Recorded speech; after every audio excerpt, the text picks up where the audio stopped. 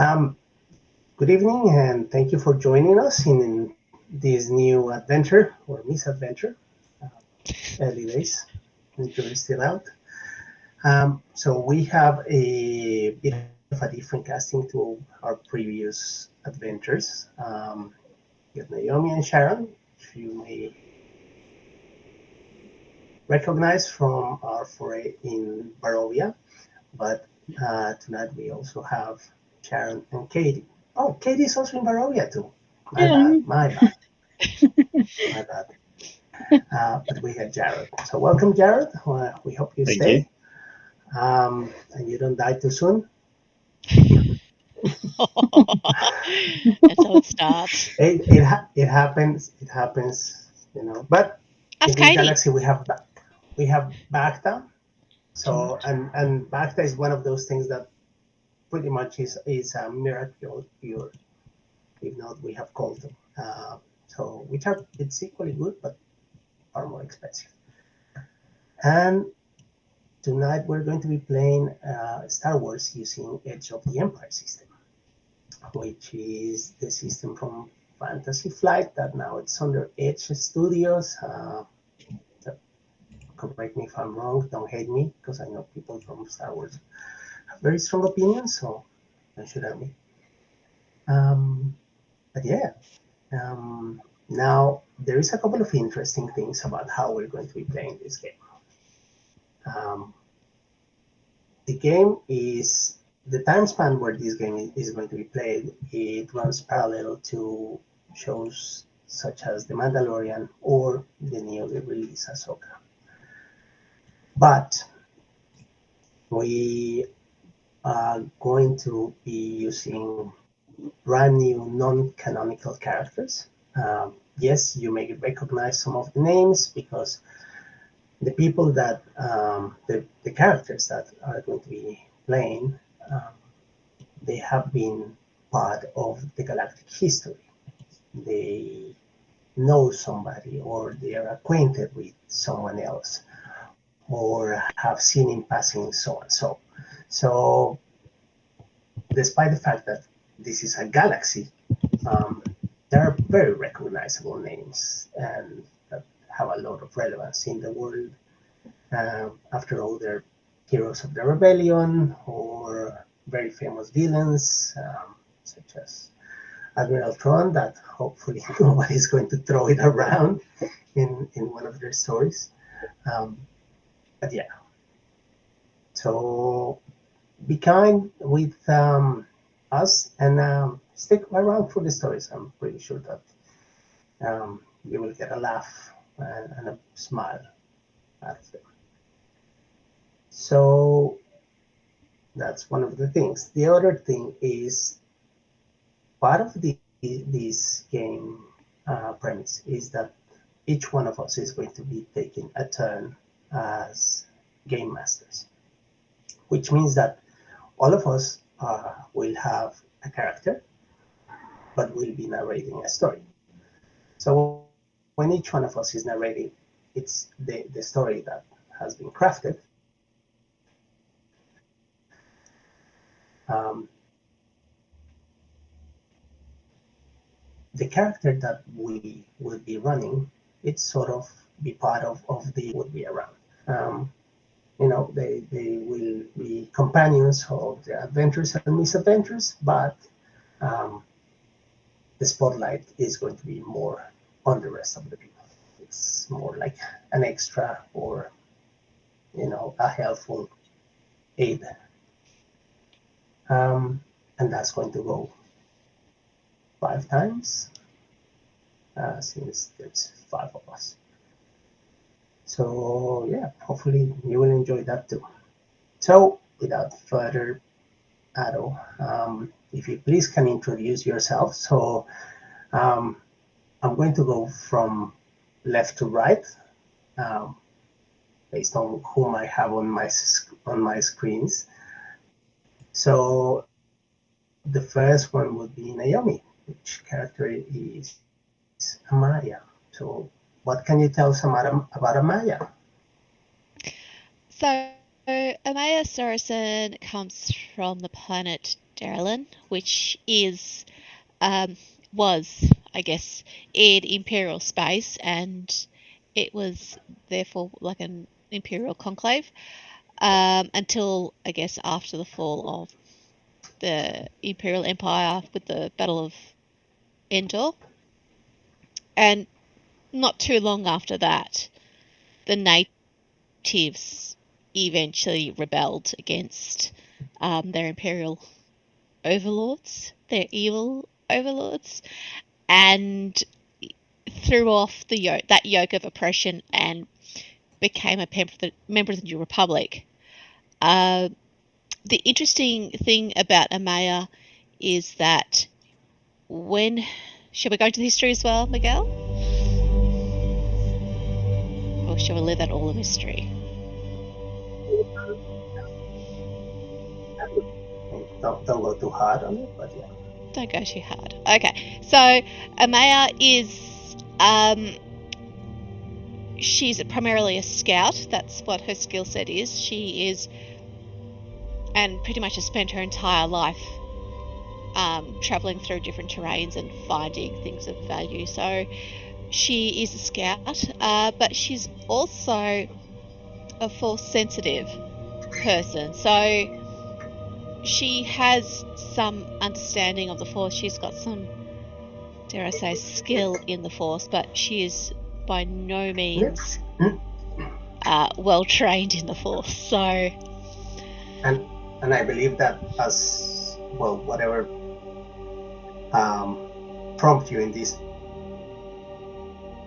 path is that you found something. Correct. So when Amaya was a young girl, she came across the remains of an old hut, if you will, and inside she comes across a holocron, a couple of books, and a lightsaber. And pretty much all of her force training comes from those books and that holocron. So, you know... nothing wrong with text-educated Jedi. Nothing at all. This should go swimmingly. Yes.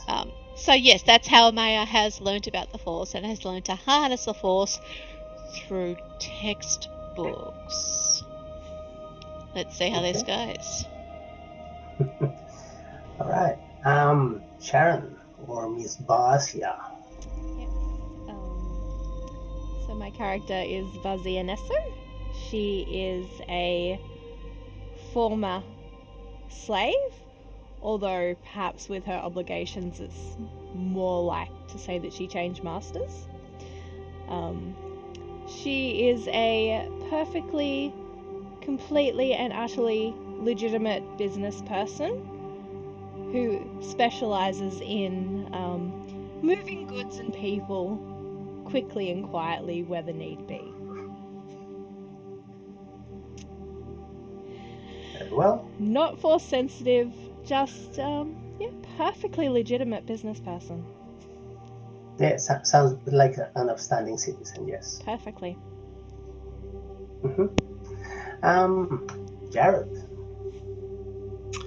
Yeah, so I'm going to be playing presenting as Dr. Mary Hees, who is a human Chandrilan doctor who trained in a fine medical school on Coruscant, and sort of comes seeking adventure, just sort of get away from the core worlds. But Dr. Hees has a sort of alter ego, sort of Zondal, which we'll sort of uncover as time goes on. I think I'll leave it at that to keep it a bit mysterious. Yeah, that's cool. That's cool. All right. And Katie. You're on mute, Katie. Okay. So, Runsai and Latak is the daughter of a Dathmiri and a human. She was born in space, so she doesn't really consider herself coming from anywhere in particular. She knows how to use the Force from her mother, but she's what's called a Force-sensitive exile, so her use of it is erratic. She fell in love with a smuggler, and then found out he smuggled spice. And when their relationship went bad, she's been trying to atone for the spice smuggling, or maybe outrun it. She's not really sure. Okay. Interesting. Right. I'm not going to introduce my character at this stage. You will come to know him throughout this adventure. Yeah. So, I am going to roll you a small intro. Now, it would be great with music, but again,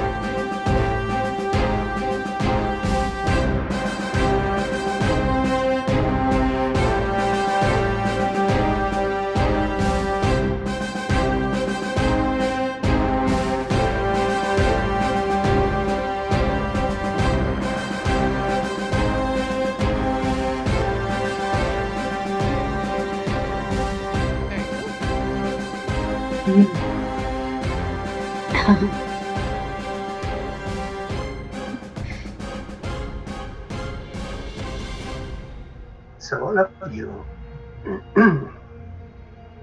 given your different backgrounds and life events, ended up either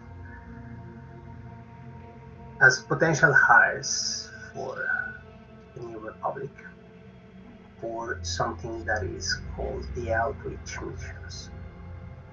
What are the outreach missions?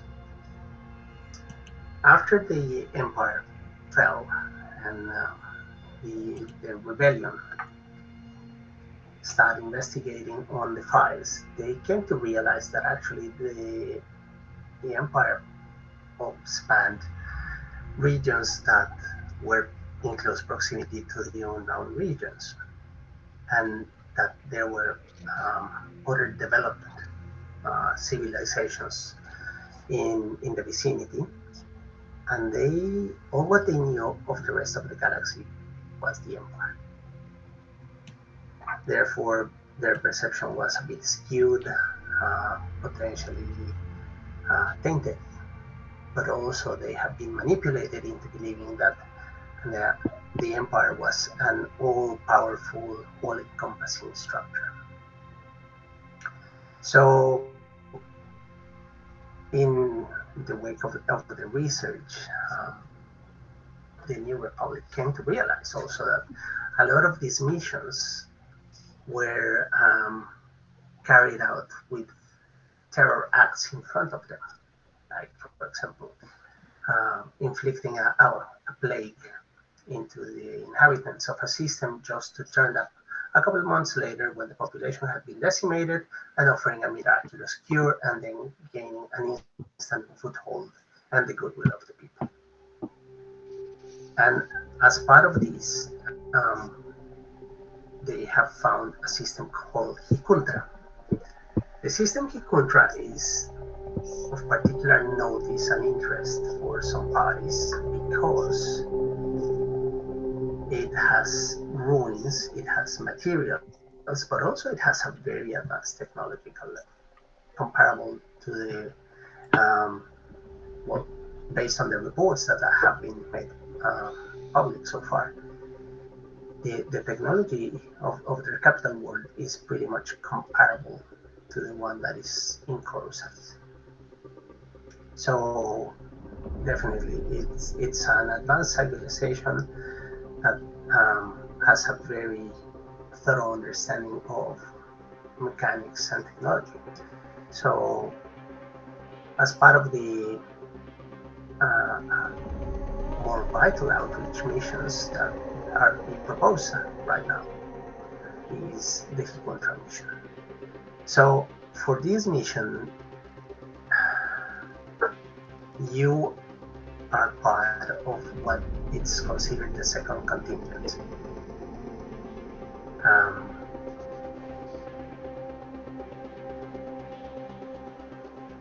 And the reason why is there a second contingent is because they have lost contact with the first contingent. So they're sending a more diverse team, people that has the capability of being a bit more mobile and blending. One of the things that they know about the Hicontra system is that the predominant species in the system is humans.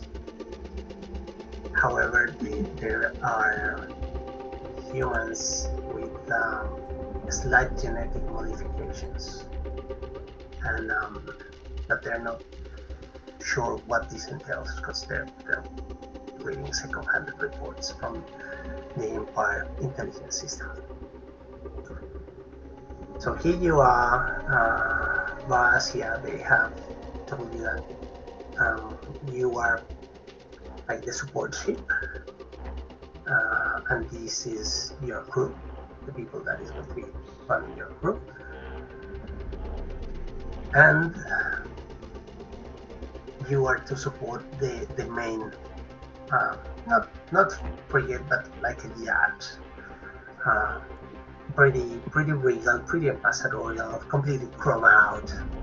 It looks like it was made in Naboo. So definitely it exudes this aura of power and magnificence. And you are to be leaving in the next 24 to 48 hours, depending if you need anything special on the requisitions or not. So, if you guys have something to do in Coruscant before you leave, please let me know. I can't think of anything for Amaya.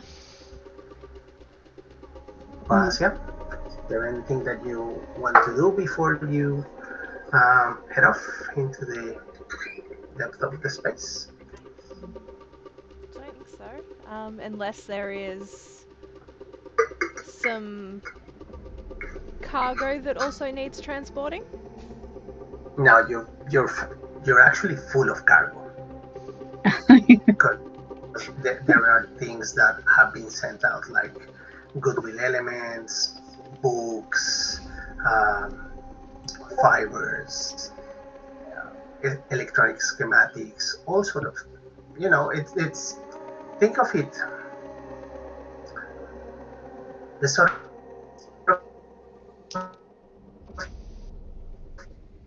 things that they would load in the conquistador ships when they would go into. They're not exchanging bubbles for gold icons.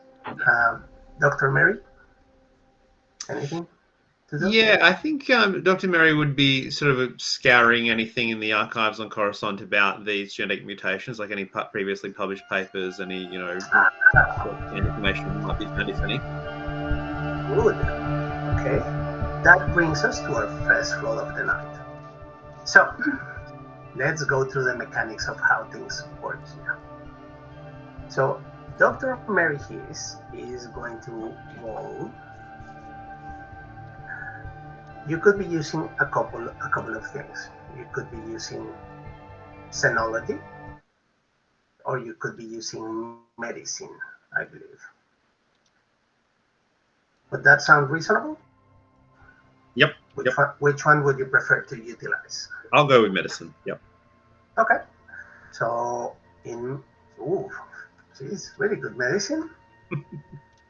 So let's bring out your um, roll. Let's see. So this has a difficulty.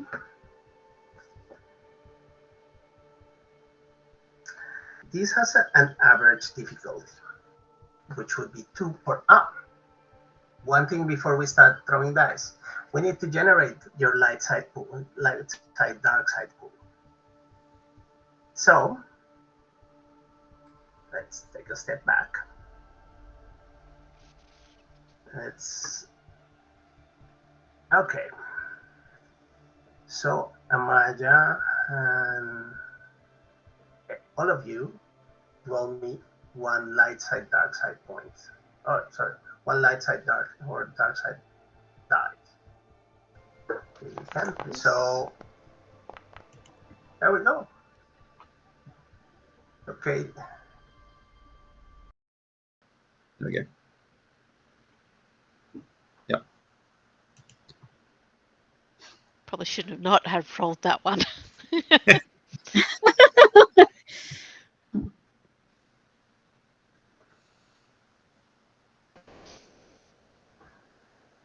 I don't know, it doesn't look that bad. 4 light, 2 dark. Yeah! Morally grey. Morally great. It Okay, always so will so be. far you guys have two two lights, 4 lights, 1 dark, and I don't seem to have Jared's roll.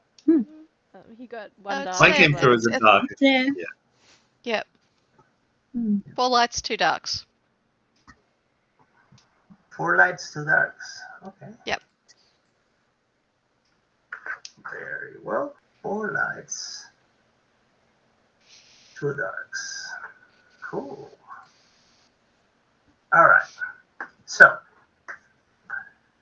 we don't need to use this just yet, but basically what are light side and dark side points? Light side and dark side points are these prop die that you guys can call upon at any moment. What's the trick?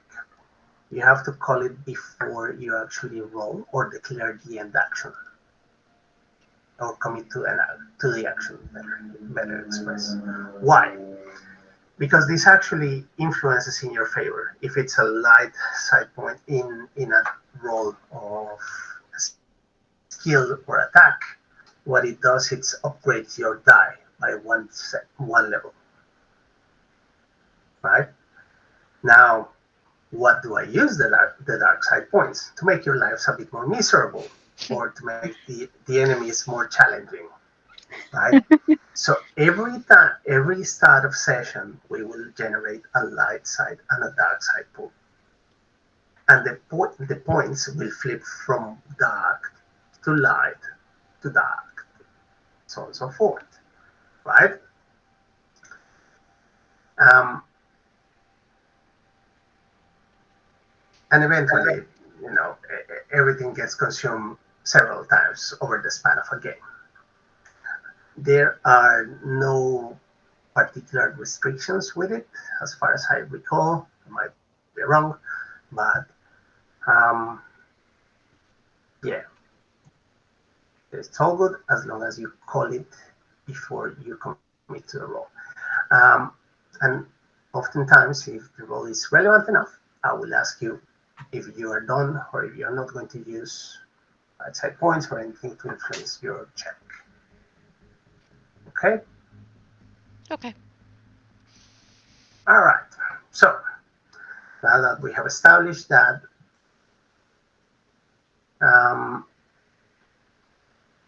Back to Dr. Mary Hicks. Yeah. All right. I'm Dr. ready to Mary roll. So I'm going Hicks, against purple, is it? 2 purples, please. Yeah. Right.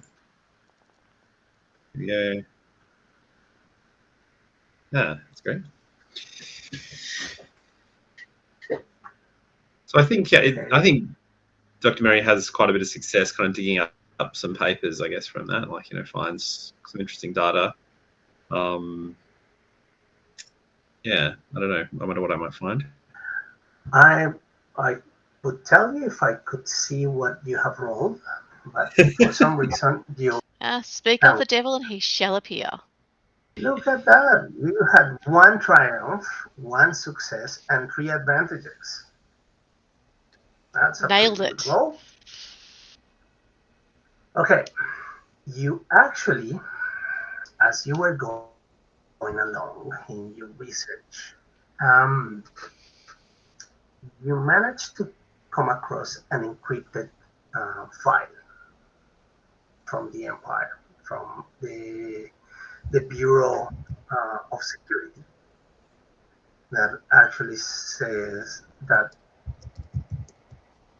they have mapped through genetic testing of some of the recruits that they have sourced from this world or this system called the Tundra. They have realized a couple of things. One, they have ancient DNA, as in the race. There are a vast pool of genetic diversity due to some Twi'lek population that has mixed freely. But also this has resulted in several types of mutations, such as hyperpigmentation or hypopigmentation, which basically presents human-like or humanoids of very diverse colors of skins and ranges. Um, but also has a very interesting undernote. Due to the extended day-night cycles of the planet, it's not unusual to see people that have developed low light adjustments in their vision to survive.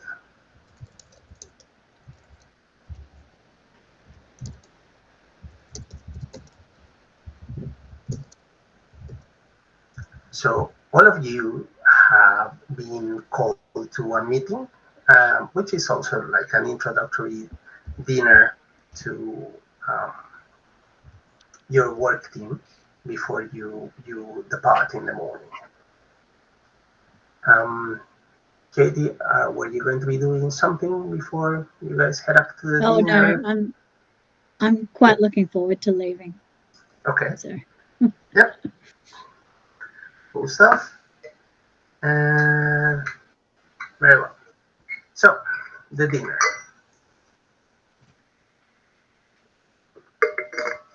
So the dinner is in one of the buildings adjacent to um, the chancellery building, the new chancellery, because the old one was completely razed, as it was one of those um, symbols of the empire.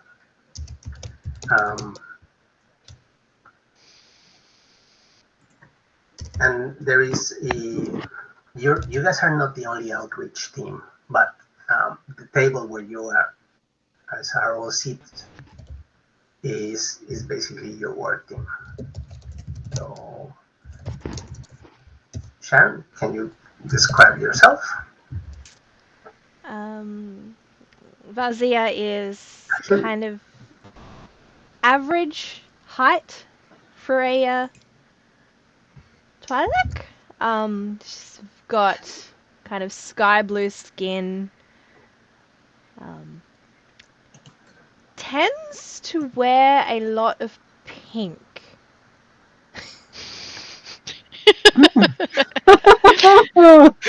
So it's kind of when you see her, the image that you kind of have is like a warm spring day with flowers and Oh. bright blue sky, and she always seems to be smiling. It's like nothing in the world, nothing in the galaxy can ever go wrong, get her down. She's just very, very bubbly. Unlike me. Okay, Barbie Twilight better. Yeah. fair enough. Um, so, Jared, how does Dr. Mary Keys look? Yeah, so she's dressed in fairly sort of traditional medical garb, kind of thing, like a kind of white kind of tunic over kind of like pale coloured, sort of like pale grey pants. She's got sort of long red hair, fairly kind of pale skin, and sort of conservative, but sort of probably a touch gothic sort of makeup, I suppose, on, and has a fairly sort of reserved, sort of conservative demeanour. I think, kind of, you know, friendly but not warm, kind of thing. You know, yeah, Mm-hmm. Keeping it professional. yeah. Very well. Katie. Okay. So Runzai is um, average height, but very, very slim build. Um, she has short red hair, which she can't seem to get to lie flat, so she just spikes it. Um, she has very, very pale skin and very accented cheekbones from her mother. Um, and she has a very standoffish uh, demeanor. She doesn't really want to talk to people, and she doesn't want people approaching her, so she sort of scowls and stands there, arms crossed. Body language is always, leave me alone. And she likes to wear Right. form fitting armor or clothing that's plated. Yeah. Okay. Amaya. Amaya is in her early 20s, full human, so she's got long brown hair, but she usually ties it up either in a ponytail or a bun of some sort. In terms of clothing, she usually wears, I guess when she's on the ship, it's a more fitted clothing, but when she's out and about on a planet, it tends to be slightly more flowing garb. So maybe, a white blouse and a black, almost capey thingy. Boots, knee-high boots and leggings. So she still is quite practical. One thing about her, she does tend to she always wears high collars. So it's just her thing. It's her trademark, if you will. She wears high-collared clothing, and Fair enough. yeah. Okay. Cool. So dinner goes pretty smoothly. You know, protocol droids come in. They bring in trays of food, say the usual platitudes. This goes on for an hour, and then afterwards, you see that the lights start um, dimming up and down. Um, so everybody takes their seats, and you see that a young woman dressed mostly in white with a very particular hairdo. Um, it's like two big buns on the side of the head. It comes up and takes the stage. And he said, fellow explorers, on behalf of the New Republic, I wish to extend our thanks for your courageous efforts in rebuilding fractured relations with some of the worlds that were allies from a time gone by. We understand that some of these missions may not be what you were expecting when you pledged yourselves to the New Republic. However, I would, as a former diplomat, and she smirks a bit, I would like to remind you that um, everything can be an adventure.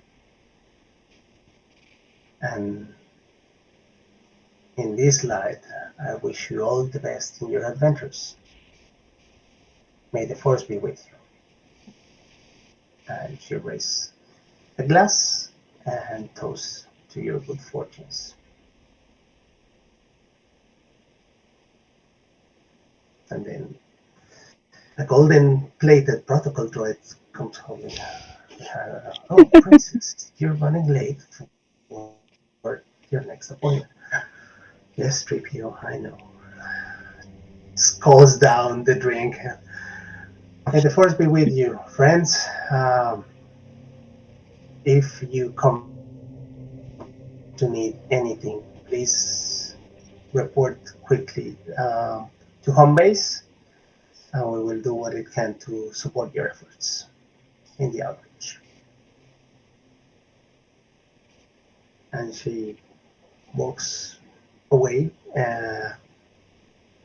followed close by the protocol droid that doesn't seem to shut up. It keeps reminding her of things that need to be done or appointments that she's running microseconds late, or that she needs to call her brother too, needs to check up with Han, or get that Wookiee under control because it's molting all over the furniture in the new offices, uh, so on and so forth. It seems that there is an endless list of things that need to be addressed. Um, and as she walks, you can see that she's now starting to nurse a migraine. And she happens to pass next to you. Good luck. Good luck in your mission. I wish I could go. And she keeps on walking. And other people from the New Republic comes by and they talk about logistics. They say that there will be rowing corpses of uh, flight groups running across the different portions of exploration. And then as the closing event, because it's they made a presentation of where each one of you are going. So in this room, there is like 10 different teams, and most of the teams are going to different regions, from well, going from the outer rim to the proximity of Kessel. Some others are going up to the galactic north, to regions where there is still very heavy presence of Imperial remnants. But in your case, you have been sent to Hikuntra. Now, where is Hikuntra? Hikuntra is one of those planets or planetary systems that does not appear in the current galaxy chart, because it's one of those systems that the Empire never told anybody that it existed. Therefore, the position of Hikuntra is here. in the gateway to the unknown regions. So they have this three-dimensional map of the galaxy in a big hologram above the room. And as they introduce each one of the task forces, when they introduce you, they pinpoint where are you guys going. And you hear this murmur in the room, like, oh, they're going to the unknown regions. Last time that they sent large vessels to the unknown regions was with the outbound flight project, which was a disaster, blah, blah, blah, blah. And as quickly as the noise comes up, it quiets down because you see that somebody dressed with diplomatic um, insignia comes and said, it's not hearsay, it is a word of strategic value, and if our team is as competent as we think it is, it will be of great benefit as it will allow us to position a hyperlink buoy there that will allow us in turn to explore better the unknown regions. And when you look in the direction of this diplomat, which appears to be a female, you see a woman younger, probably in their 20s, long hair, um, blonde, but like straw blonde, light eyes, and probably make a perception check. This is one of those persons that you see and like, I think I've seen this person. The difficulty for this is two purple dice. So, Two what? two purples. Two purple. So how do we assemble a dice pool here? Mm-hmm. Call out the skill. In this case, we're going to be using perception. So perception will give you what's the rating and of your ability, and I think by default it defaults to a difficulty of two purples, which is the standard. Mm-hmm. Okay, and you roll.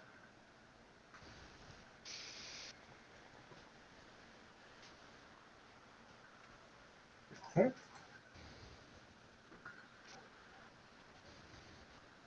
So Varsia, yes, you have successes. Maya, yes. Dr. Mary, yes. Yes. Yes. All of you start looking at the person and like, oh, this is the daughter of Modma. Mm-hmm. Now, she sits down at the table and said, apologies for my tardiness. I was in a meeting with the planning council. Um, I I am going to be riding on the diplomatic vessel. I am the appointed diplomat. Um, yes, as you may have realized, I come from a family of politicians and diplomats. But let me assure you, I am quite capable of it.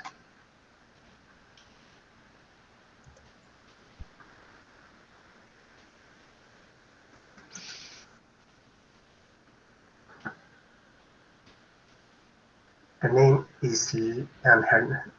By the way, she introduces herself. My name is Lida.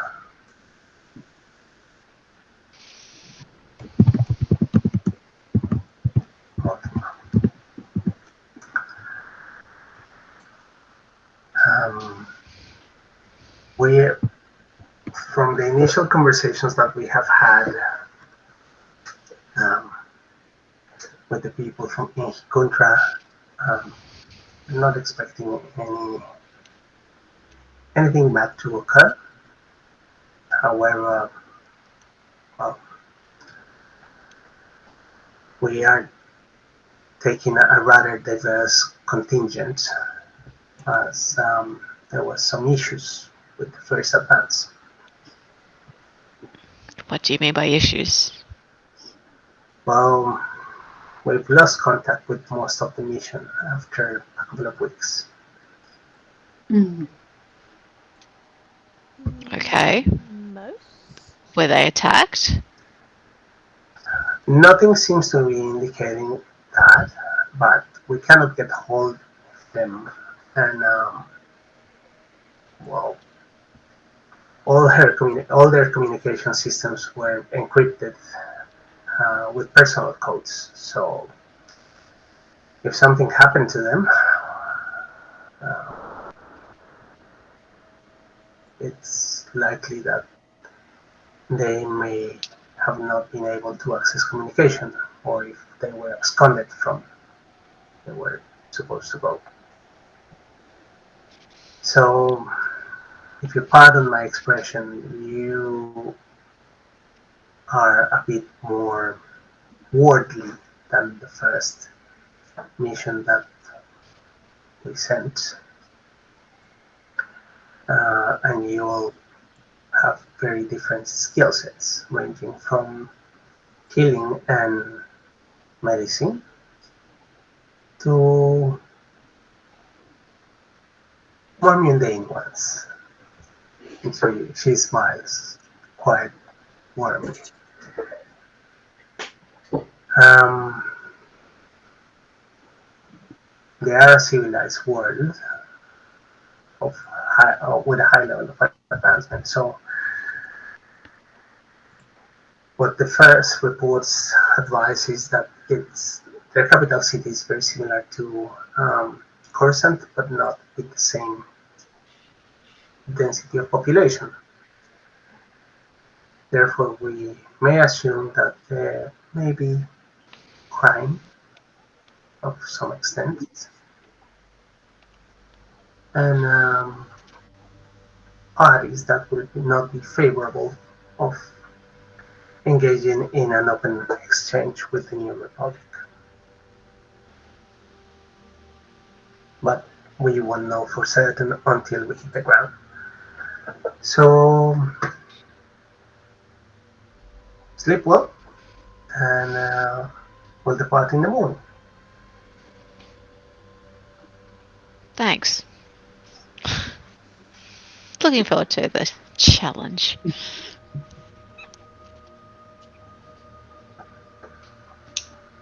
Um, she leaves. So dinner dies down. What are you guys going to do? Are you guys going straight to bed, or and be ready for the morning, or any last action? Mm. Do we know who that first group that went in were? I might do some inquiries about that. Who was the first group that went to the Herquarter system? I want to know who they were, what they did, what skills they had or didn't. Okay. That's a bit more complicated. So let's see.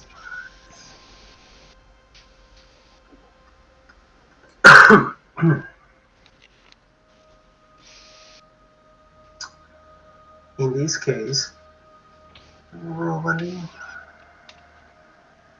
you need to dig out this from the database. So make a computer roll with a difficulty of 3 purples. And I am going to give you a setback die. 2. Oh man, you're stuck in the deck already. Oh, I failed by 1. Um, so you start punching things on your data pad, and as you get there, you're starting to access the file of the previous invoice, and then a flag comes in your system and said, "Warning: you are attempting to access restricted data. Your terminal will be locked." Whoop. Damn it! Just she picks it up and looks at it and It's locked. Oh. why would they lock that? This is Amaya thinking. Why would they have that under lock and key? From us in particular, because we're the ones who are about to follow in those very same footsteps. What are they hiding? I think Vazia is going to go about looking for the same information in a slightly different manner. Ah, very well, Vasia. It's going to. So your role is as life. Yep. I'm Go going on. to scope out the room and find someone who looks like a middle level bureaucrat. And she's going to Okay. go up to them and pour on the full force of her personality. And What, you're gonna talk to charm someone? crap out of them. Okay. This is a different one. What would be this? This would be probably a charm roll.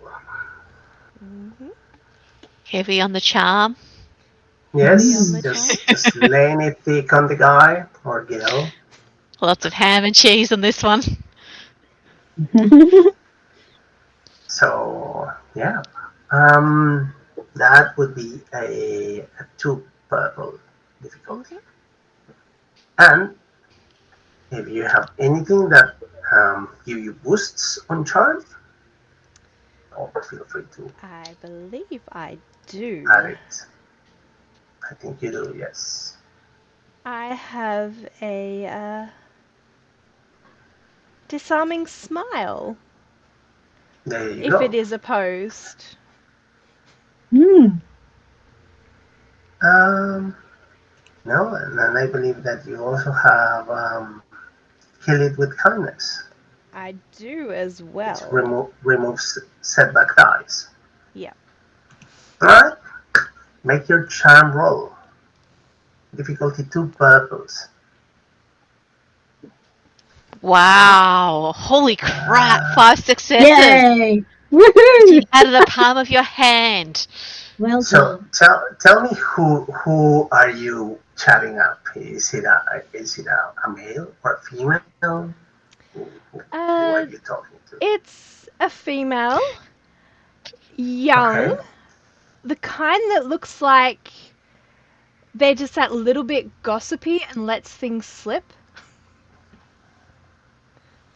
She she's like, "Oh my God, you're so pretty. Yeah, I love you, and then I love your leg. Ooh, oh, gorgeous, gorgeous." And she doesn't stop talking. She's like really full on into you, like. So I just start going, yeah, so this is new and exciting, and we're going in somewhere that hasn't been charted. And do you know anything about these? Yes. Oh, Well, I actually do, but don't tell anything to anybody because oh, it's you a can bit trust scary. me. Well, turns out that when we sent the first mission,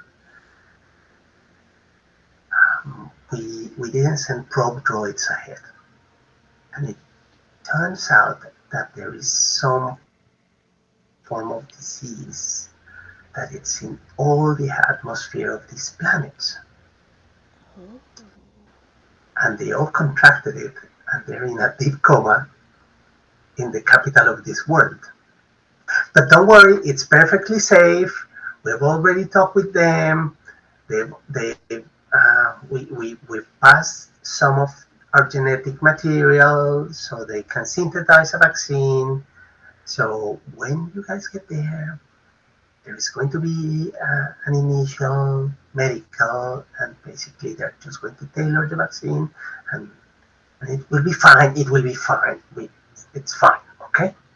Nothing to worry about. Oh, I'm sure it'll all be fine. Now, how about we go and get a drink?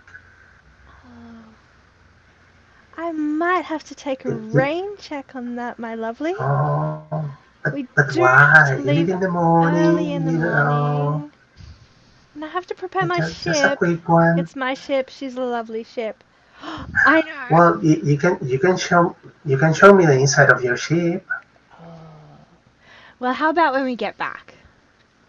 And I will give you a personal Hmm. tour when it's not so full of people and cargo and everything. Fine, fine. I'll be waiting for your call.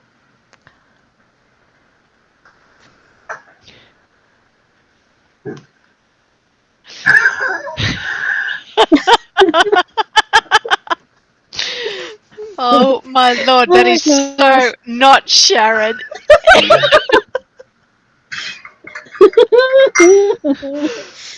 Oh, it's Nobody gonna was be hard harmed. Lovely. to. So, Vasia, you know what's one of the reasons why they're sending, or the main reason why they're sending a second embassy. Yes, Are you going to share this with your colleagues? well, having been introduced to my companions, and one of them is a doctor, I am going Mm-hmm. to sidle up and go, well, little matter of perhaps some concern. There seems to be some form of native plague that um, we're not inoculated against. Concerning that it hasn't been mentioned in the briefing, seems highly irregular. What else do you know of it? That the first mission sent there is currently all in a coma in the capital city. But Seems like important information. apparently they have One of sent them. genetic samples ahead with the promise that a vaccine shall be ready by the time we get there. But oh well, I'm sure it's fine. Well, we'll have to make sure we receive the highest level of assurances before we leave our ship to ensure our safety. Did, Very concerning. All right. So you guys leave, and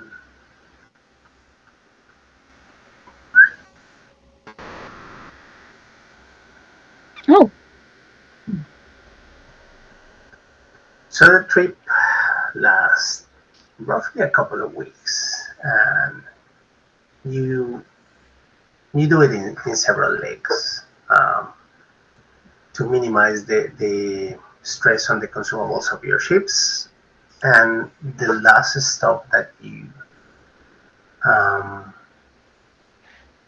do is um, there is a large base in Jeddah. and from Jeddah, which is a very famous world. Um, if you saw Rogue One, you remember why. It's where they tested. It was the first live test of the turbo laser from the Death Star, the original Death Star, and they blew Najera, which was the capital city. Which eventually the fallout effect basically fractured the whole planet, and there is an artificial um, atmosphere, and there is some gravitational generators that have been fixed so it doesn't generate more, but there is a constant flow of people. Some are scavengers that are still trying to get hold of some kyber crystals that have been exposed by the fallout explosion, but some others are pilgrims, of people that are paying their respects to the fallen in Jeddah. Some others still see Jeddah as a religious pilgrimage point. Um, but there is also an outpost of the New Republic there, and and they refuel and resupply all your consumables. And one of the gods, so you're heading into the unknown regions. Um, have you been briefed in detail? Wouldn't say in detail. There's a certain matter of a plague we're interested to know about at the very least. So you've been told. Yeah, it's very important that first time around well, the first group was not prepared, so they took ill after a couple of weeks in the surface. Um, but we've been in contact with them by the short relay, and it seems that they have synthesized the antidotes. They just have to tailor them to your genetic makeups when you get there. Okay, so make sure that everybody is vaccinated before they disembark or enter the atmosphere, as it's an airborne particle. But also, Doctor, if you can, see if you can gain some samples of the natural wildlife. Somebody from intelligence was mentioning that apparently these poisoning words to come up with miracle cures used to be a thing, quite common during the Empire days. We would like to rule out that. I mean, xenobiology certainly isn't my specialty, but I'll be happy to collect samples, and particularly interested in the local sentient life to understand how they might be similar to us. Well, they believe that about 70% of the population in the main city, in the capital planet, they're human or human-like. Human-like, that's the trick, isn't it? Yes, well, there's thousands and thousands of years of a melting pot at a galactic level. So what's interesting, and when he says that something clicks in your brain, it's like, it's very interesting, because when you were reading the paper, they actually spoke about seed genetic material. Now, I would like for you to make me a xenobiology check. And this is a hard check. And I actually going to make your difficulty harder. Oh. Sure. I was going to say, use a light point. If you're going to use one, use one now. Oh, sorry. All right, I'll use one. I'll flip one back actually if we just make it so upgrade in each way. So we keep on 4 and 2, right? Yep. But bump out the difficulty. Yep. So I'm bumping one of the purples up to a red, and then I'm bumping one of my green up to a yellow. Yep. Yep. All right. Correct. Oh, Failed with an advantage. Maybe I learned something from my failure. just a little something.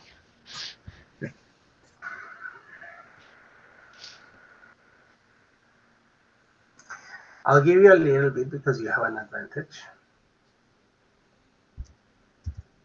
Well, you went to medical school.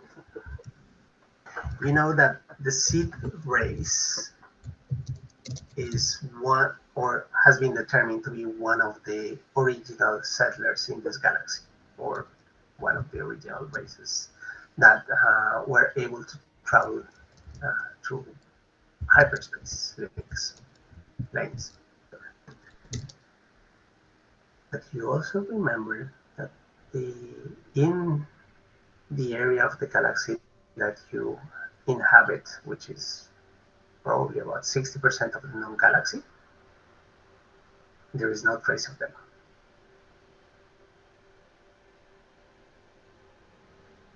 Their DNA is extinct. So there's a lot of unique DNA in this area, kind of thing that hasn't been seen elsewhere. Yeah.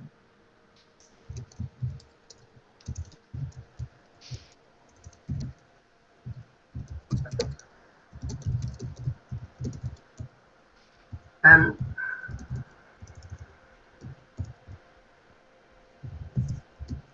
as you guys ponder on that, you embark on the final leg to your destination, which is the Hicontra system. So the Hicontra system, as you guys come into the system, there is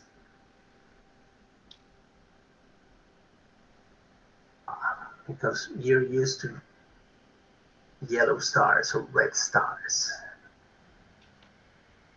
Um, this one is a bit unique because the first thing that you see as you come in is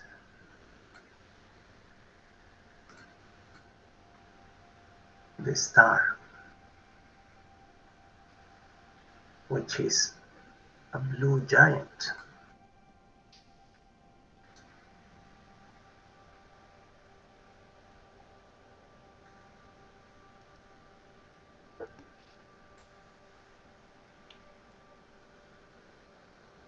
And it has this bluish hue over everything. And the Hicontra system is not particularly large. Planets and celestial bodies, it's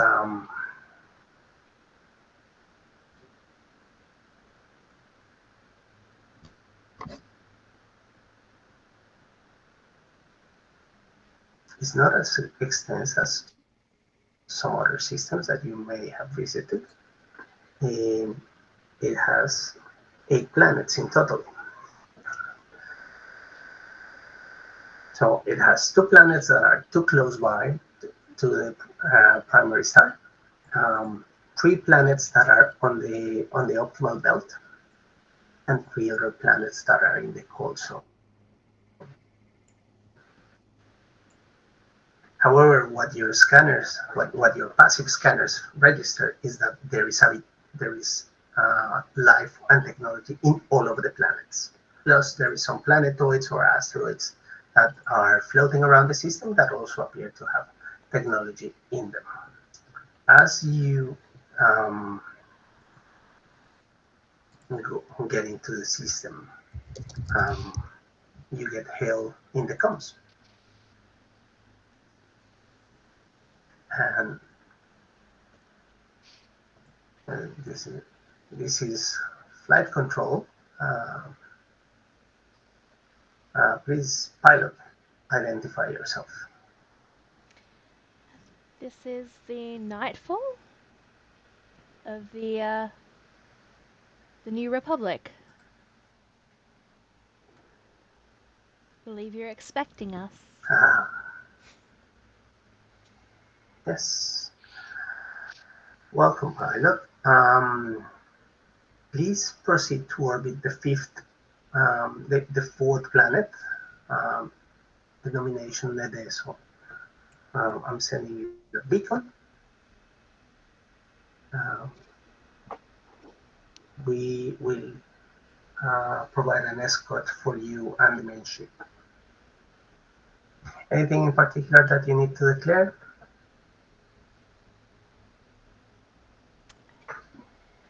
Do not believe so.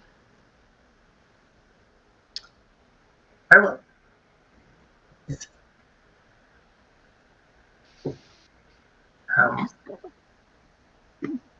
So the planet Nedeso looks like this.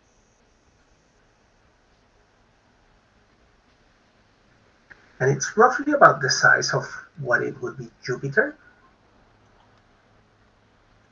which also tips you guys on something.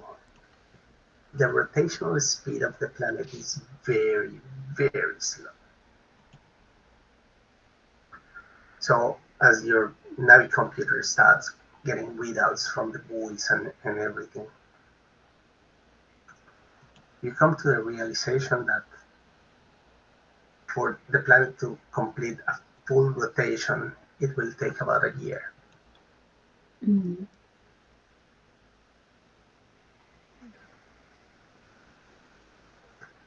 Interesting.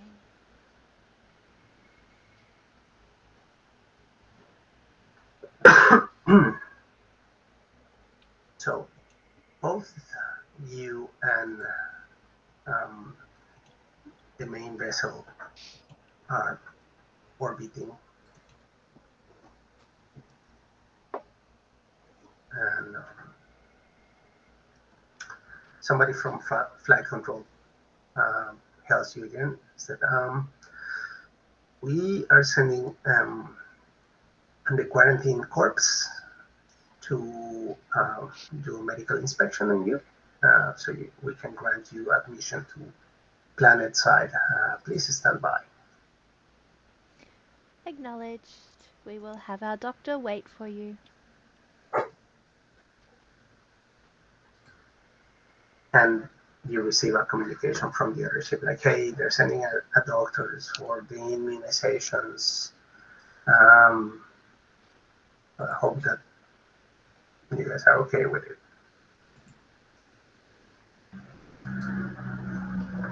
And a couple of minutes later, there is a small shuttle that position themselves above the airlock. And I don't remember the airlock. In your case, is sideways or upwards. And they hook in you and a couple of med techs come in what it would be a hazmat suit. I said, welcome. We are the physicians from Main City. So we're going to carry out a medical inspection and administer some vaccines that you may need in case you, well, to avoid that you have a reaction like your previous envoys. Yeah, so I'll cooperate with that. So, here's here are the records for our crew. You'll note that there are certain types and no specific allergies, but these genetic markers will be necessary to use. Yeah, you notice that they can read Arabic quite fluently. Not like okay, yeah. Some of a lot of their technology is also in Arabic too. And then they pull out a couple drone-like elements, and they said they're portable scanners, so please do not be alarmed. They're just going to take measurement of yourselves and your bioprints, so we can tailor the vaccines to each one of you. As we have had thousands of years to acclimate to this, so basically we're just going to give you a fixture, so you get to speed to the same level of antibodies as a native. Mm-hmm. And they punch all your biodata from the scanners, and the drones start floating around you, and they release this small mist. And this process gets repeated 4 times in your case,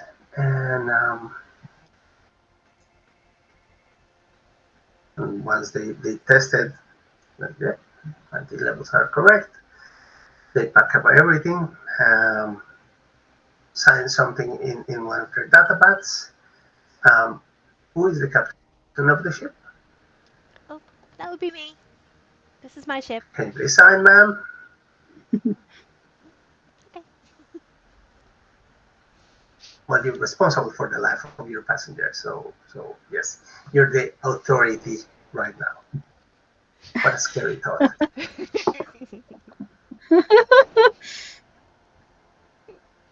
And You are the responsible adult. yes, they go back to their ships, and they leave. And a couple of minutes later, you get a designation code for um, an approaching vector, so you can go into the city. I said, please go to the platform 16B on the main deck of Haristra City. Acknowledged. And before I start charting that in, plotting that in, I'm going to ask our dear doctor to perhaps repeat some of those scans and see what's changed in us. Mm-hmm. Yes. Yeah, that's right. I'll run some just basic checks to make sure that things are all in order. Yeah. Yeah, well, everything appears to be in order. You don't see anything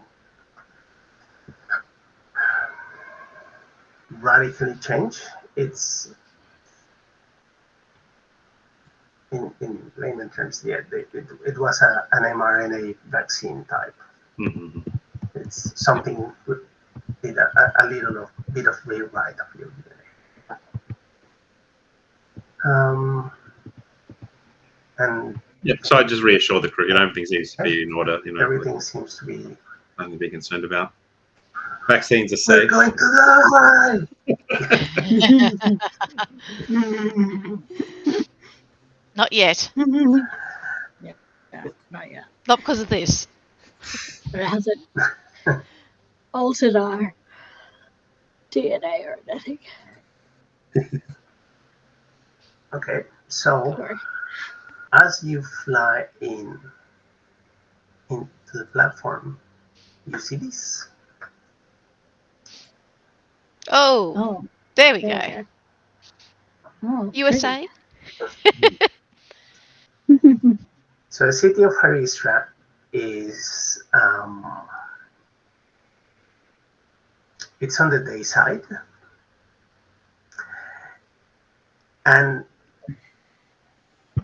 the the main building that you see in the center of the shot, that is the government building, but also is um, where the embassies and basically is the equivalent of the city, but it's where all the power uh, shakers live, and the government structure is large, and all the. But also you see a bunch of floating settlements, which as you when you're descending, they look very similar to the sort of skyhooks that you would see in Coruscant or in Corellia, which belong to the Ultra Rich. And basically, their self-contained arcologies or floating manors, depending on the level of wealth and luxury. But all what you can see here is that these people have means, and they have a very, very advanced level of technology. And from what you can gather of the platform where the government is at, is that this platform can detach and reattach as they need to. And um, you have been cleared to land in one of the terraces.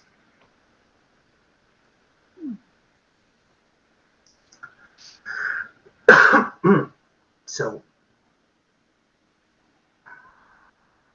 the landing has make me a piloting roll. Now it starts. Space or planetary? This is planetary. Ooh. How do we do it? A high level roll? No, this is me. It, Difficulty? well, you're landing, which is that would be average, so it's two purples. This One isn't looking success. very good. It's a bit rough. That's enough. Okay, okay. All right. It's a success. It's not For a pretty. moment, yeah, it was one of those things that you're like, oh yeah, this is that easy. And then as you're on the final approach, a gust of wind just hits you on the side and sends almost sends the ship careening, and you manage to just cut power and let it drop. And it's not very noticeable, but it didn't look super pretty. But got the job done. Um,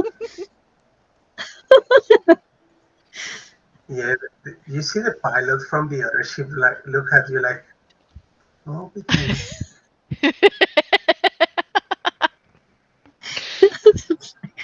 Another happiness. And you hear Lita in the line in the com line.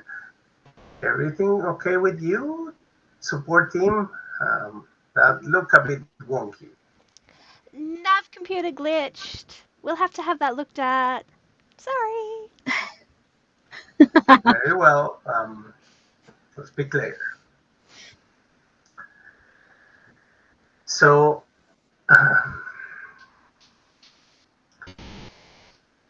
you see that from the building there has been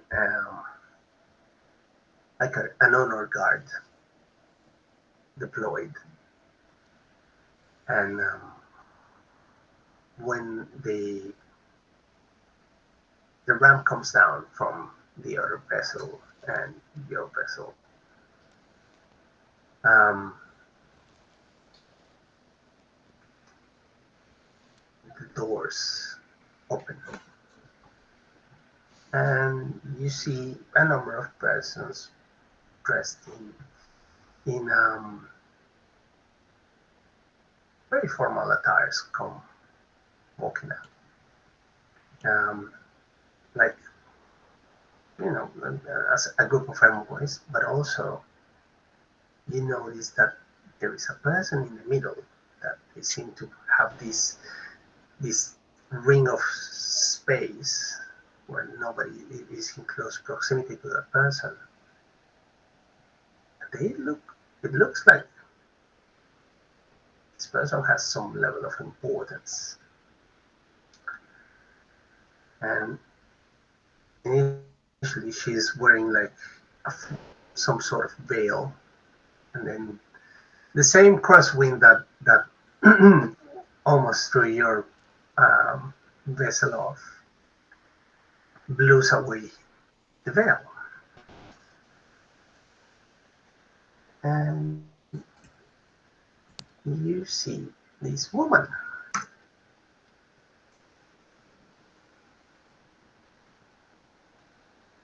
Yep. Now, what are the ages of your characters?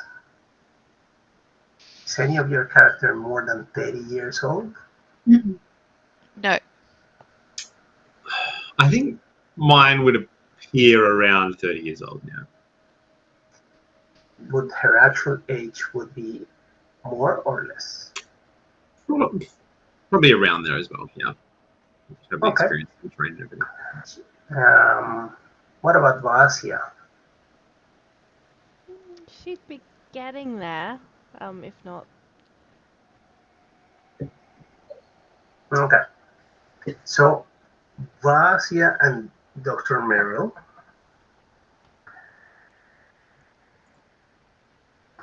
you can make a roll here.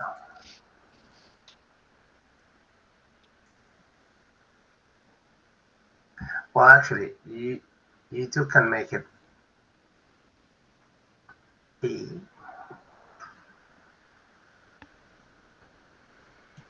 What will be this? You can make a perception roll here at hard difficulty. Katie and Naomi, you can make the same perception roll at a daunting difficulty. With a what difficulty? Daunting. Which is 4. Daunting. 4 points. Oh, oh no. Hey, I succeeded. Success for me. Let's try that again. Yeah. Look at you rolling really well. What a departure from our usual. Who are we? Yes. How strange this is. It won't last. It never lasts. Yeah, The my force. my roll Gonna won't be- work. Okay, there we go. now let's try. Yeah, no. Oh damn. no. It's always back on Vasia, form. you do not remember, but the good doctor Ransai and Amaya, you see this person, and this person looks a lot like a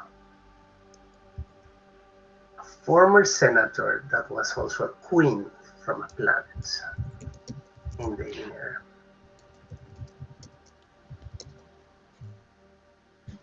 Her name was Oh. Padme Amidala, and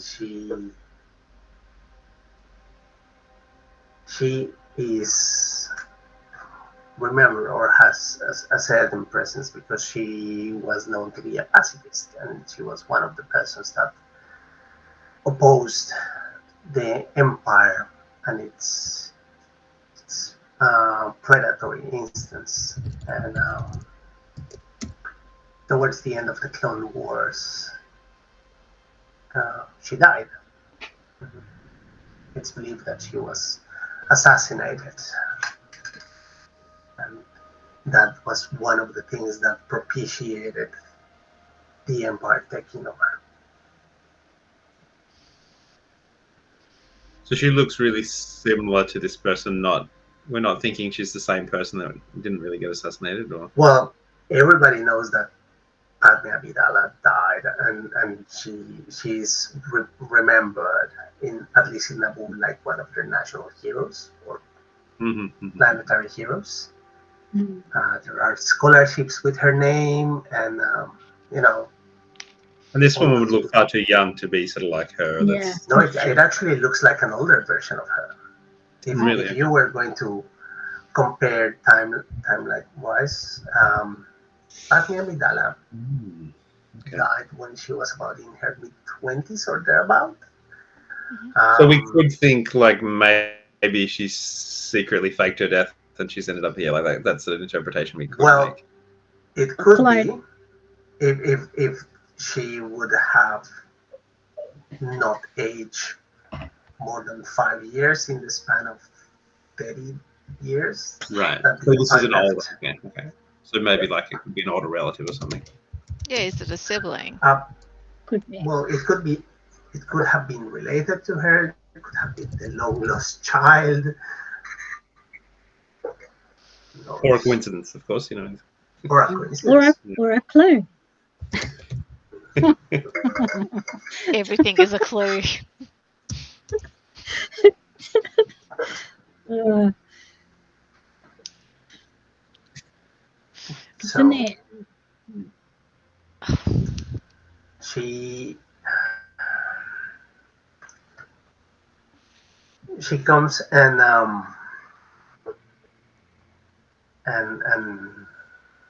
stands in front of everybody. Everybody makes way for her and said, "Welcome, um, envoys from the New Republic.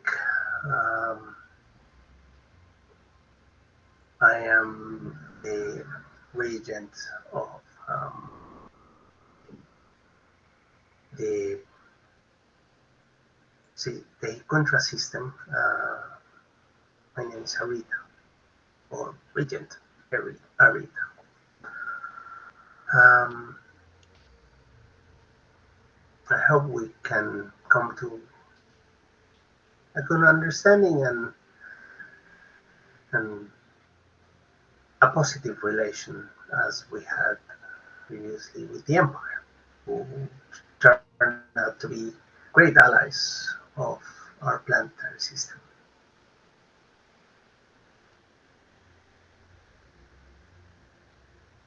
And you see that um, um, Lida kind of shrugs a bit awkwardly, like, "Oh, well, thank you, Regent.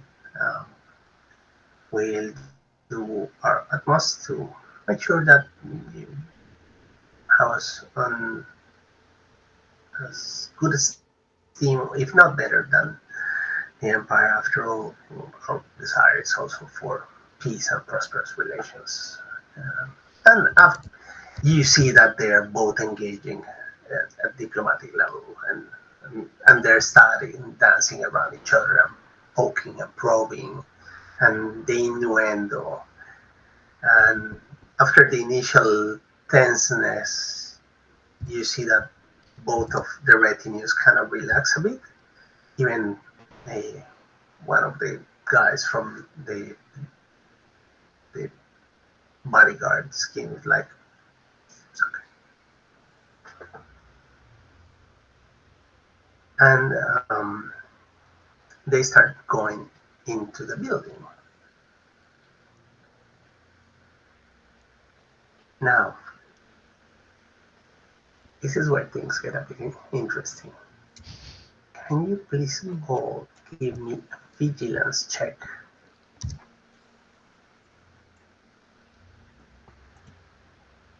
Anything beyond just the flat vigilance check? No, vigilance check with two purples.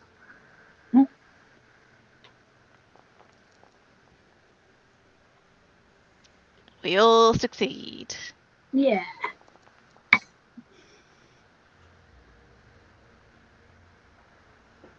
We're switched on today. We've had our morning cup of Yes. coffee. As you guys are walking into the building, you see that there is one of these floating platforms that You saw it when you guys were descending. It appeared that it had a malfunction. It had uh, smoke coming out from one of the engines, and the repulsor lift was kind of fizzling out. So there was several people furiously working on it, um, and miraculously you see how this platform start gaining altitude. There is no smoke, and the 4 or 5 people that you had previously seen furiously working on the engine come on view of all of you, and you see how one of them is holding a rocket launcher, a portable rocket launcher, and screams, "Death to the tyrants!" Oh no. And it shoots, and the missile just go flying straight, and you see how the um, diplomatic vessel just gets impacted, and it explodes. It's part 1, 2, 3, 4. They have a soak value. There is 4 assailants, and they are shooting with um, blasters. Now that they blew up the vessel. So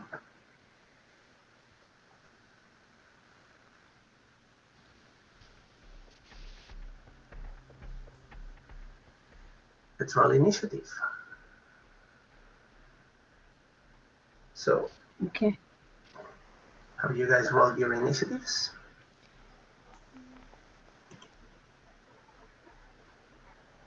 Mm.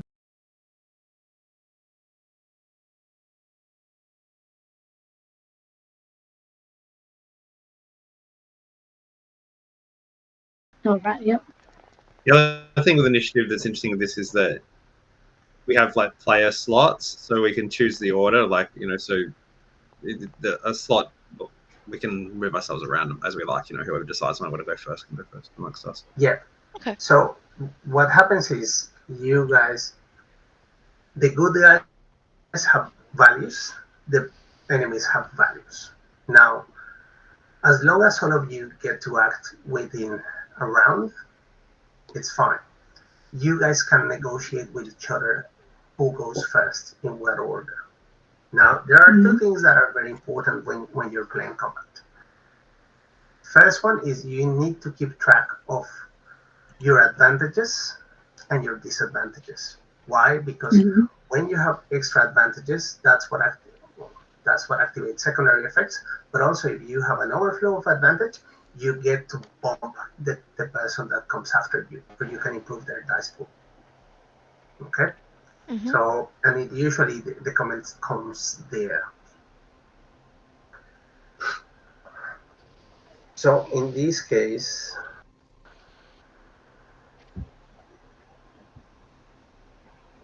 I am going to assume that all of them come after you 4 because they just did their action, and that's how they they're your run of the mill crook. They're just they're not even aiming. They're just shooting wild. So all the uh, honor guard have just closed in around the diplomats, and they're pressing them into the building. And basically, you and a couple of guards are the only ones standing on the deck. So the stray shots are going in your direction, and but after the initial blast, they're kind of starting to recalculate. But you guys go first. So Amaya, you're the first one, or you have the highest value. What are you gonna do? one of those flying deck plates from the diplomatic ship. Mm-hmm. I'm just going to nudge it so it ends up flinging in their direction. So you're blatantly going to use a force power. No, I wouldn't say blatantly, but just a little love tap. No. This is one of those Blatant. powers that you're That's like, pretty blatant. Fine, blatant. oh, okay. So what do you need to roll for that? Believe that you have to use your force ability dice. Okay. You'll have to walk me through Ooh. that one, but that's all right. Yeah. How do you I'm also, use it? I'm also going to use a light point as well. Okay, so what is your force rating? Uno. Well, that's my force Okay. pull. That's my rating as well, I think. Yep, that's your rating. Yep. So when you commit a light point, you get another die. So you have 2. Okay. Okay. Yep. So have you flipped your light side point? I have now. Yep, you have now. Okay. So does that give me an So- extra one? So you have 2 light side points to roll. Okay. Okay. Yep. So when you're using light side points, it's yes. You need more light side points than dark side points. I got 4. Woohoo! Yay! So let me check it.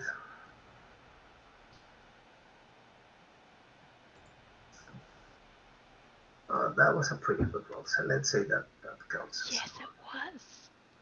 It'll never happen So- again. Good friend. So one of the guys that was there in the platform shooting gets the plate on the chest and goes flying from the platform. Ah! You got him. Gravity sucks. Yep. Mm. All right, Katie, you're next. Oh, okay. I'm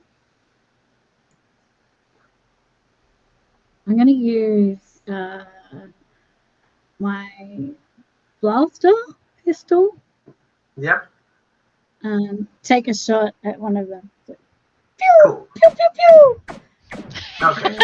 So, First of many. right. So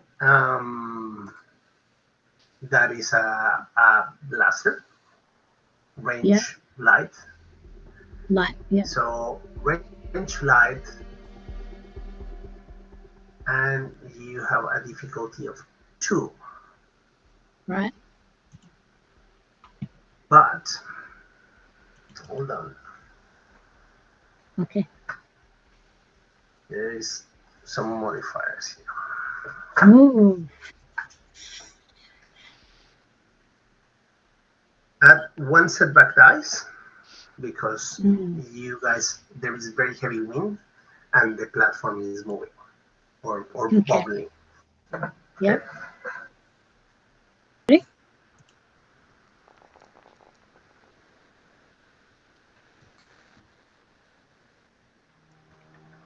So Damn it. the shot went wide, but you have 2 advantages. So this is what I was mentioning you that Oh. Right. Yeah. you have you get to choose what you do with the advantage. So you have, I think it was 2 that was left over, 2 advantages. But like a simple So example might be, say, it gives a blue to my attack as you sort of like suppress them or something, or Yeah. So you can give them 2 boost dice to the next person, or you can split, causing them a disadvantage and then an advantage for you guys too. Yeah. Okay. I'll give 2 to the doctor, the good doctor. Okay. That's good. Dr. Mary, you have two advantage die. How far away are they from us? Like how nearby? Range-wise, Yeah. 50 meters or so. So is it sort of short range or medium range? Like, because if I want to close up to sort of melee range to them, like. More in the medium sphere. Medium. Okay. Yeah. So in that case. Yeah. Go. Yeah. So what I'll do, I'll take 2 strain so that I can do an extra maneuver to kind of like charge over to them, kind of thing, so I can move up to from medium to short and short to engaged. And basically running in for this one that has just been sort of fired upon. Going to go in and sort of like basically sort of like chop in for a pressure point to sort of like knock them out, kind of thing. You know? Yeah. Okay. The one that fell off the platform. Well, the one that that Runsai was shooting at. Yeah. Okay, because they're in a floating platform. Oh, right, they're up above. Okay. No. They're sort of at the same level. That's why they're so far out, because they're levitating outside the main platform. Okay. You can do it. You can close the distance and just, but you will have to jump into the platform and onboard it. All right, I can try and do that. Do you want me to make a roll for the jump first, and then? Yeah, make an athletics. Yeah. Let's do that. Okay, so maybe I will use those blue on the athletics because that probably feels important not to fall off. As we've learned, gravity sucks. That's right. Gravity won't get you high. All right, and just 2 purple, or? Yeah, 2 purple. Yeah. All right. I might actually flip one as well, just to make something remember.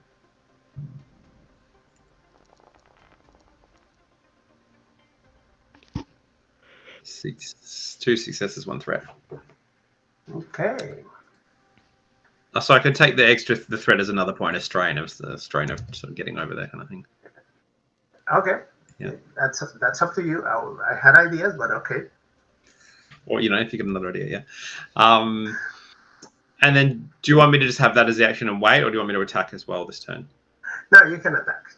Okay. These people are not the most articulated. Yeah. Okay, all right. So yeah, going into sort of like chop. Yep.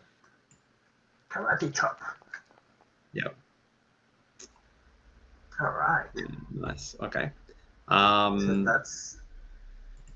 So successes 2 successes, and then it would also be adding to my 5 for my weapon, and then also because of my my pressure point talent, I'm adding my medicine ranks to it, so it'd be 9 points of strain, damage, ignoring soak, to sort of knock them out.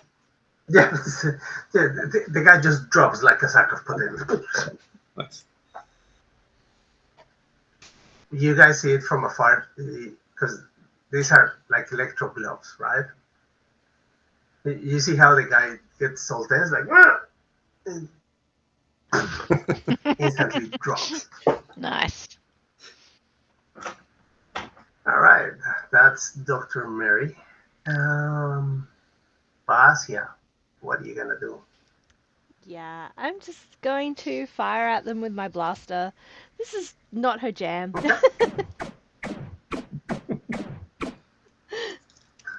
Get off my ship, you freaking vermin!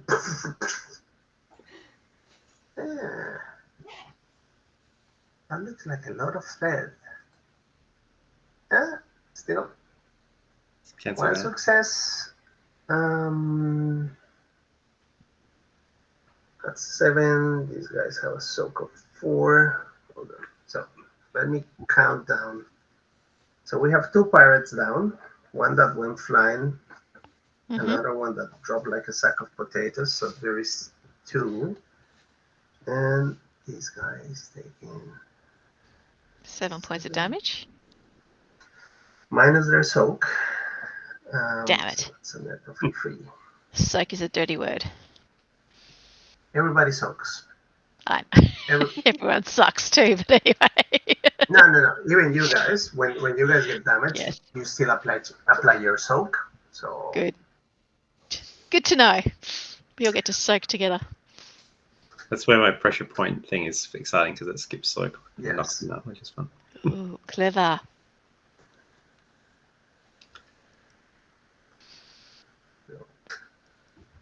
I've learned from some of my players' broken builds, so I'm pretty experienced. I like it. That's true. So yeah, this one you seem to get it on the shoulder. Okay.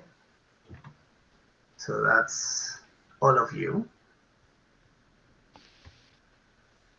So now the one that you injure, Sharon, she's going to return the favor. So he's going to shoot you with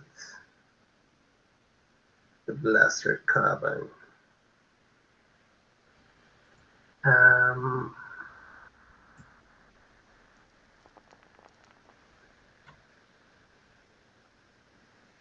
Ooh, 2 And successes. yeah. So blaster carbine is a damage of 9. Critical doesn't get activated. So what's your soak value, Sharon? 2. 2. How many wounds do you have? 11. Oh, fine. 7 out of 7 wounds. Yeah. So he got you good. He got you straight in the middle of the torso. So yeah, you feel like somebody just knocked the wind out of you. And the last dog, you know what? I got plenty of dark side points, so No! he's going to do something nasty. He is going to grab the missile launcher from his friend, pop another one in. Death to the tyrants!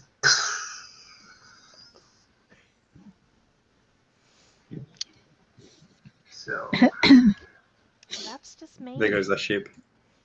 Yeah. Oh no, not my baby. oh, Just my the dark baby, wolf. my No. baby. No. Where are they aiming this missile? Guillotine. I put more effort into that ship than I put into the character.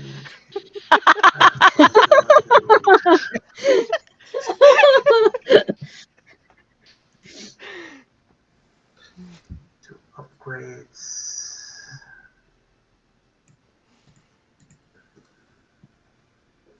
Downgrades. And I'm going to do No. 2. Holy crap, go. Batman!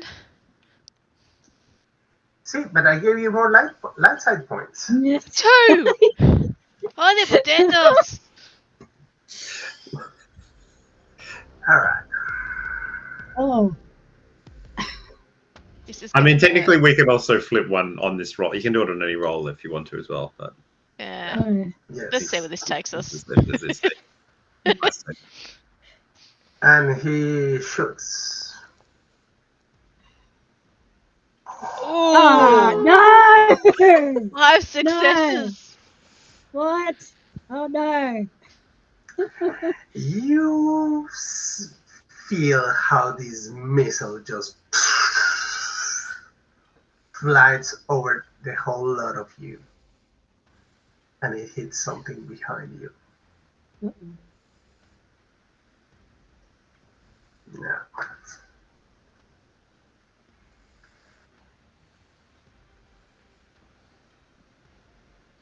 Don't leave us That's it. hanging. Oh, wait. Okay. That's where we're gonna leave it. So funny thing about these missiles. Um, the critical range is really low. It's like It, 2, it's and a I just had missile. 5 successes. Yeah. So that means that the critical features get activated. So So normally if I would, the criticals are actually activated by the advantages rather than the successes. oh, that's right. Yes, no, you're right. Thank you. But it's still So doing that. really good damage. No activation of critical. Thank you, Jared. Someone knows the rules. Um, yes, it's been a while since I've run this system. So all right.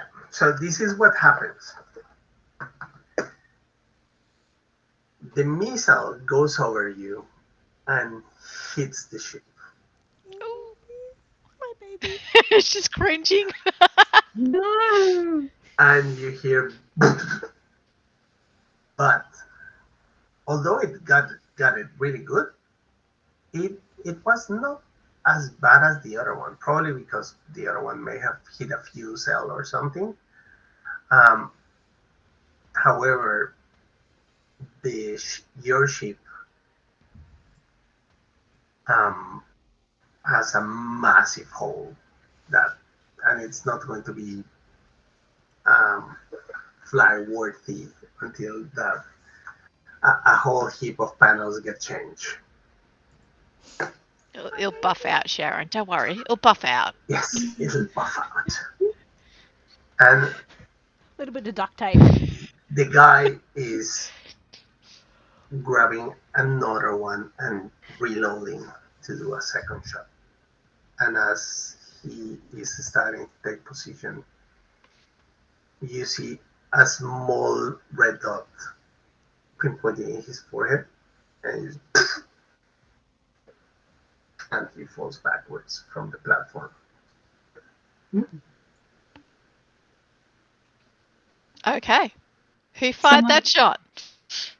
I'm What? gonna Make a quick perception check. Make a vigilance check, actually. a vigilance. Any All of it? subtractions Vigilance. or additions? Um, in this case, this guy is. In this case, honestly, I It's think a hard Balzia roll. is staring at her ship and going, "This is my baby." Oh. Yes, whilst your midriff is in pain, Yeah, you've been shot and your ship's been shot. you Not I bad. told you guys all these good dice rolls were going to make you Ah, pay. aye, aye. Vigilance, 3 purples, and one black. One black. I think I'm too sort of like caught up in the thick of things to look for the shooter. I'm assuming they're on our side. I'm not going to roll. I see Amaya, nothing, no. and I get a threat. Burnside, No. yes. And Vasia, yes. Uh, Dr. Mary, I think no. because I'm like right up on the barge, I'm not looking back over my shoulder to see. So I'm not going to roll for it. I'm Yeah, just going to that's fine. reporting us. Yeah. Cool. You both see another of these small floating platforms.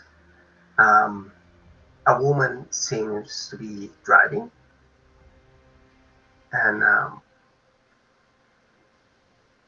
she's steering away from the direction of the platform. And as she's steering away, you see the figure of a man that pulls up and with a sort of a sniper rifle, and he starts breaking it down, and they just fly out. in the distance, whilst all the security forces swarm up, and the guy that is still half alive, they they just shoot him, they stun him down, and then they reel in the platform. Um,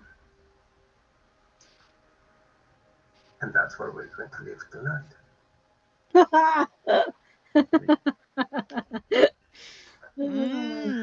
Oh, how could we leave our pilot wounded and the ship wounded? Well, the ship is broken. You don't need a pilot anymore. That's true. We'll patch it up next time. She's more The pilot concerned and the about, ship her broken. ship than her wounds right now. It's like, oh, my baby, my baby. Yeah.